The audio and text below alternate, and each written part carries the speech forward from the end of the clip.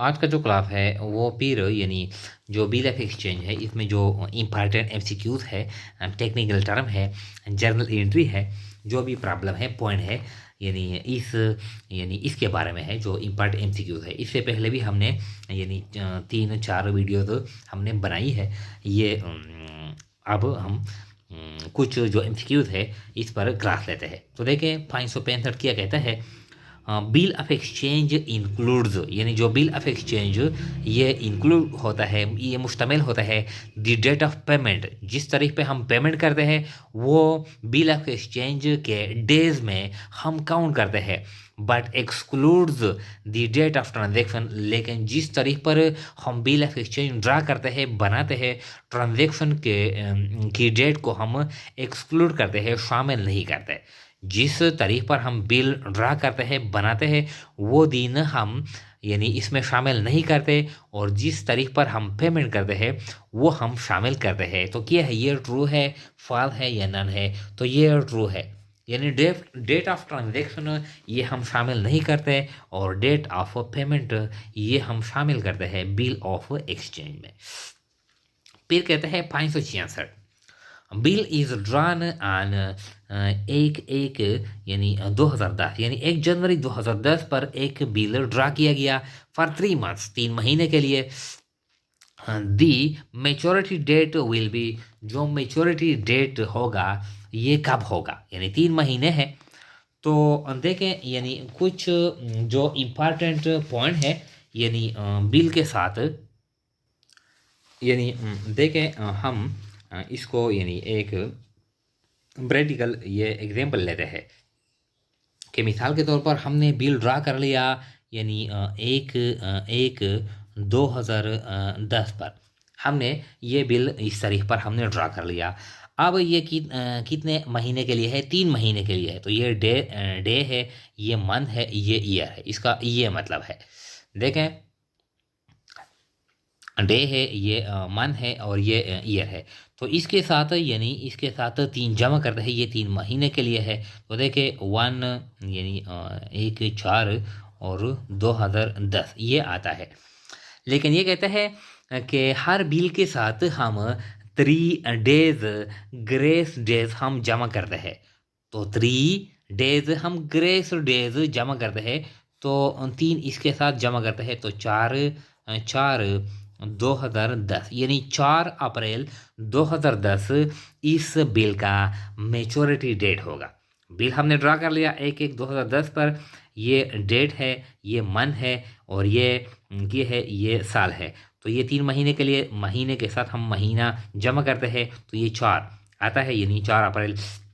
अब ये कहता है कि हर बिल के साथ हम 3 डेज एक्स्ट्रा डेज देते हैं कस्टमरी यानी कन्वेंशनली, रिवाजतन यानी ये इंडस्ट्री प्रैक्टिस है। तो 3 डेज हम एक्स्ट्रा डेज देते हैं, तो 1 और 3 4/4/2010। तो इस बिल का जो मेच्योरिटी डेट होगा ये 4 अप्रैल 2010 होगा। ये कैलकुलेशन हम इस तरह करेंगे। तो देखें 1/4/2010, 4/4/2010, 3/4/2010। तो ये जो बी ऑप्शन है ये 4/4/2010 ये राइट वन है। फिर कहता है 567 P draws on Q. P ने एक बिल ड्रा कर लिया क्यू पर, ए बिल ऑफ ₹4000, 4,000 रुपये का एक बिल ड्रा कर लिया पी ने क्यू पर फॉर 3 मंथ, 3 महीने के लिए। एट मेच्योरिटी पर यानी क्यों बिकम्स इंस्टॉलमेंट, क्यों क्या हो गया, ये इंस्टॉलमेंट हो गया, यानी पेमेंट करने से वो कासिर हो गया, दिवालिया हो गया। यानी फिर एंड बिल इज डिसऑनर्ड, और बिल डिसऑनर्ड हो गया। ओनली 40% अमाउंट रिसीव्ड, सिर्फ हमने 40% अमाउंट हमने वसूल कर लिया। Entry in dryer books. तो देखें पहले जो हम यानी बिल ड्रा करते हैं तो हम इस तरह एंट्री पास करते हैं कि बिल रिसीवेबल डेबिट और टू ड्राई अकाउंट क्रेडिट, ये जब हम बिल ड्रा करते हैं, जब बिल डिसऑनर किया जाता है तो ये हम इस तरह एंट्री पास करते हैं कि ड्राई अकाउंट डेबिट और टू बिल रिसीवेबल क्रेडिट, इस तरह हम एंट्री पास करते हैं। अब ये कहता है कि 4,000 रुपये का बिल था, हमने सिर्फ 40% यानी 4,000 टोटल बिल था, इस पर हमने 40% कैश वसूल कर लिया, जो 60% है ये बेड डेट्स यानी हो गए। तो ड्रायर की किताबों में हम किस तरह एंट्री पास करेंगे इसके लिए, तो देखिए हम इस तरह एंट्री पास करेंगे। कैश डेबिट इस 4,000 का 40%, तो 4×4 = 16, 1,600 रुपये हमने कैश वसूल कर लिया। ये जो बकाया है 60%, बेड डेट्स डेबिट, जो बकाया है 60%, ये 4,000 से 1,600 निकाले तो 2,400 बेड डेट्स डेबिट। और किया है to drawee account credit, to drawee account credit कितना अमाउंट था इसके पास 4,000। तो इस तरह हम एंट्री पास करेंगे ड्रायर की किताबों में, cash debit, bad debts debit और टू ड्राई अकाउंट क्रेडिट या टू अकाउंट रिसीवेबल क्रेडिट। देखिए कैश डेबिट 1,600 क्यों अकाउंट क्रेडिट इस तरह, तो कैश डेबिट 1,600, बेड डेबिट 2,400 और टू ड्राई अकाउंट यानी क्यों किया है ये ड्राई है, to drawee q account credit 4,000। तो ये जो बी ऑप्शन है ये राइट वन है इस तरह। इसके बाद है यानी देखें ये 568, तो 568 ये कहता है एंट्री इन ड्राई यानी क्यों बुक्स फ्रॉम क्वेश्चन नंबर 567, जो 567 है यानी 4,000 रुपये का बिल था ये है, यानी 567 ये कहता है कि 4,000 रुपये का बिल था, यानी 40% पेमेंट हो गया, 60% किया है, 60% बेड डेट्स हो गए। अब ये कहता है कि एंट्री इन ड्राई यानी क्यों बुक्स, न क्यों की किताबों में, ड्राई की किताबों में आप किस तरह एंट्री पास करेंगे। तो देखें यानी ड्राई पर जब बिल ड्रा किया जाता है तो किस तरह एंट्री पास करता है, वो इस तरह पास करता है जब फर्स्ट टाइम बिल ड्रा किया जाता है कि drawer account debit, drawer account debit और to bill payable credit, to bill payable credit. अब मेच्योरिटी पर ये बिल डिसऑनर हो गया, मतलब यह पेमेंट नहीं हो गया, तो इसको हम यानी ये एंट्री हम रिवर्स करेंगे, बिल पेबल अकाउंट डेबिट और to drawer account credit, drawer account credit इस तरह। अब ये कहता है कि सिर्फ 40% ड्राई ने पेमेंट कर लिया ड्रायर को, 60% यानी उसने पेमेंट नहीं कर लिया। तो entry in books of dry, dry की किताबों में ये किस तरह हम एंट्री पास करेंगे। तो देखें हम किसको पेमेंट करते हैं, हम ड्रायर को, तो dryer account debit, drawer account debit total उसके पैसे कितने थे, यानी टोटल जो अमाउंट था वो 4,000 था, ड्रायर अकाउंट डेबिट। और टू कैश, हमने कैश अदा कर लिया 40%, तो 4×4 = 16, हमने 1,600 हमने यानी कैश अदा कर लिया। और ये जो बकाया है 2,400, इसको कहते हैं टू डिफिशियंसी अकाउंट या insolvency account, to deficiency account या इंसॉल्वेंसी। तो टू डिफिशियंसी अकाउंट यानी ये शॉर्टेज है 2,400। तो इस तरह हम एंट्री पास करेंगे in dry books when he is unable to pay the whole amount to the dryer. In case of insolvency, in case of bankruptcy, यानी the entry will be in the books of the dry that dryer account debit to cash और to deficiency।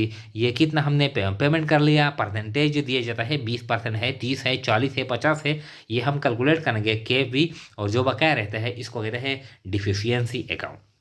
तो देखिए किस तरह entry pass करेंगे, bill payable to cash, drawer account debit यानी B है, to cash और टू इंसॉल्वेंसी, इंसॉल्वेंसी भी हम लगा सकते हैं और डिफिशियंसी भी हम लगा सकते हैं। तो ये जो बी ऑप्शन है ये राइट वन है।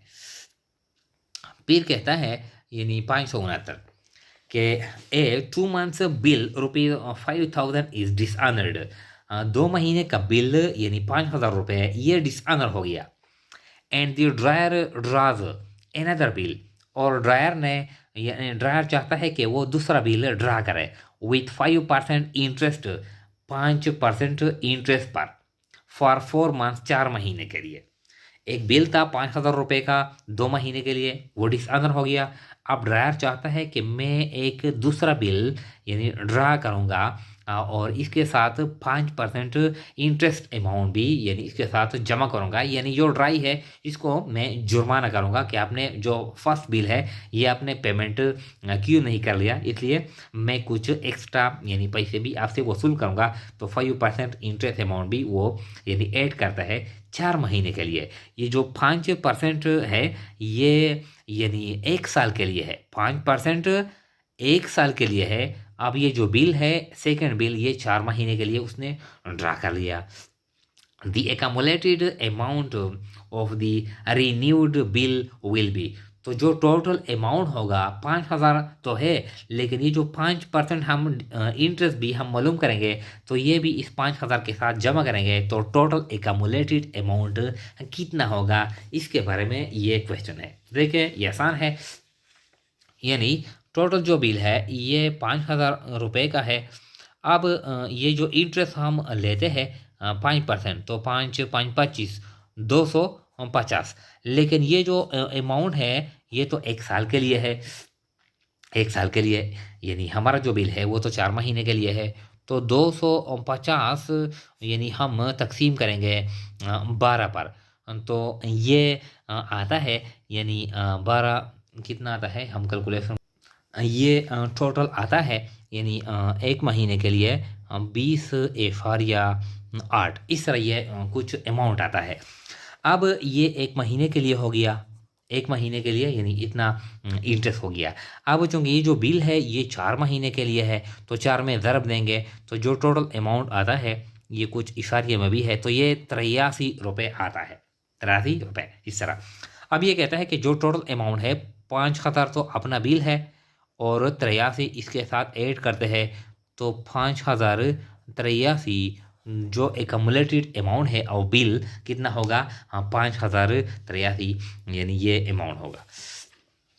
तो देखें यानी 5,030, 5,040, 5,060, 50, 5,060, तो ये क्या है, इसमें से कोई भी नहीं है, यानी 5,000 ये जो 83 है ये यहाँ पर हम ई लगाते हैं, तो ये E option is right one, इसका ये मतलब है।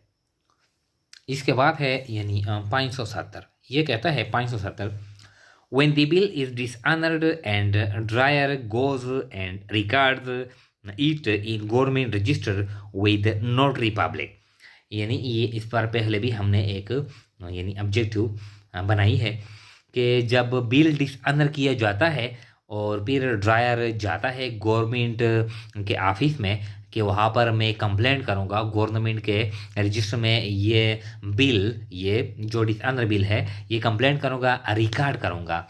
तो नोटरी पब्लिक के साथ यानी नोटरी पब्लिक क्या होता है, यानी ये गवर्नमेंट ऑफिसर होता है, गवर्नमेंट ऑफिसर होता है जो डिसऑनर बिल होते हैं यानी कारोबारी हजरात के दरमियान, तो ये जो ऑफिसर है ये गवर्नमेंट के रजिस्टर में डिसऑनर बिल ये रिकॉर्ड करता है। तो ये कहता है कि जब बिल डिसऑनर किया जाता है और ड्रायर जाता है गवर्नमेंट रजिस्टर में, ये कंप्लेंट करता है, रिकॉर्ड करता है, तो इस अमल को क्या कहता है, डिसऑनरिंग, रिकॉर्डिंग, कंप्लेंट या नोटिंग। तो इस अमल को कहते हैं noting. The process of recording the dishonour bill in the government register is called noting, और इसके लिए जो हम चार्जेस देते हैं जो इसको कहते हैं नोटिंग चार्जेस।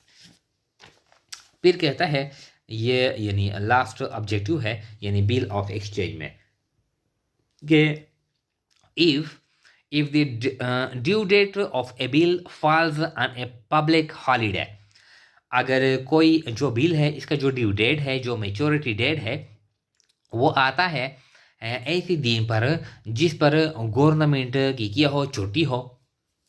फॉर एग्जांपल एक बिल फॉर एग्जांपल जो मेच्योरिटी डेट है ये है जनवरी 1, तो जनवरी 1 पे किया है, जनवरी 5, तो जनवरी 5 पे किया है, ये छुट्टी है। तो क्या कहता है ये, the due date shall be the preceding business day.